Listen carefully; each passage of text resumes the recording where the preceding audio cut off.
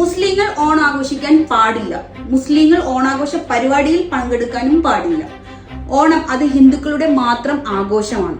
ഇങ്ങനെ ആരെങ്കിലും നിങ്ങളുടെ അടുക്കൽ വന്ന് പറയുകയാണെങ്കിൽ അവരുടെ മുഖത്തു നോക്കി അങ്ങോട്ട് കാർക്കിച്ചു തുപ്പിയേക്കണം. 2 ദിവസം മുമ്പ് ഒരു വാർത്ത കാണാൻ ഇടയായി. ആ വാർത്ത എന്താണെന്ന് നിങ്ങളും കൂടി ഒന്ന് കണ്ടു നോക്കും. ഓണാഘോഷം വേണ്ടെന്ന് രക്ഷിതാക്കളുടെ വാട്സാപ്പ് ഗ്രൂപ്പിൽ ഓഡിയോ സന്ദേശം അയച്ച കടവല്ലൂർ സിറാജുൽ ഉലൂം സ്കൂളിലെ അധ്യാപികയ്ക്കെതിരെ കുന്നംകുളം പോലീസ് കേസെടുത്തു.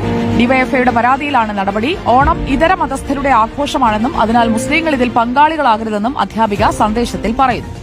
ഓണം ആഘോഷിക്കാൻ പാടില്ലെന്ന് എന്തൊക്കെയാണല്ലേ നമ്മുടെ ഈ കൊച്ചു കേരളത്തിൽ നടക്കുന്നത്. ഇത് പറയണത് ആരാണ്? ഒരു അധ്യാപിക. കഷ്ടം തന്നെ. എന്തിനാണ് സമൂഹത്തിൽ ഇതുപോലുള്ള മതവിദ്വേഷങ്ങൾ നിങ്ങൾ പരത്തുന്നത്? ഇതുകൊണ്ട് നിങ്ങൾക്ക് എന്ത് നേട്ടമാണ് ലഭിക്കുന്നത്? ഓണാഘോഷങ്ങളിൽ നിന്നും വിട്ടുനിൽക്കാൻ പറയുന്ന ഈ ആളുകൾ ഓണത്തിന് ലഭിക്കുന്ന പെൻഷനും ബോണസും റേഷൻ കടയിൽ നിന്ന് ലഭിക്കുന്ന ഭക്ഷ്യവസ്തുക്കളും വേണ്ടെന്ന് വെക്കുന്നു.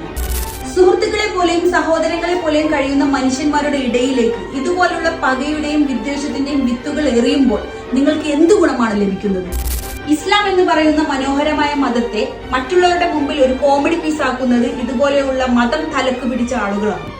ഓണം മലയാളികളുടെ ദേശീയ ഉത്സവമാണ്.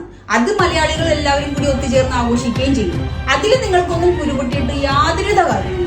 ഇന്നത്തെ കാലത്ത് ഇതുപോലുള്ള കുറെ ആളുകളുണ്ട്, ഉണ്ണുന്നതിലും ഉടുക്കുന്നതിലും മതം കലർത്തി വിഷം പരത്തുന്നവർ.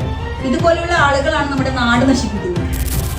മതം വേണം, മതവിശ്വാസവും വേണം, പക്ഷെ അത് ഇതുപോലെയുള്ള വർഗീയത തുപ്പാൻ വേണ്ടി ആവരുത്.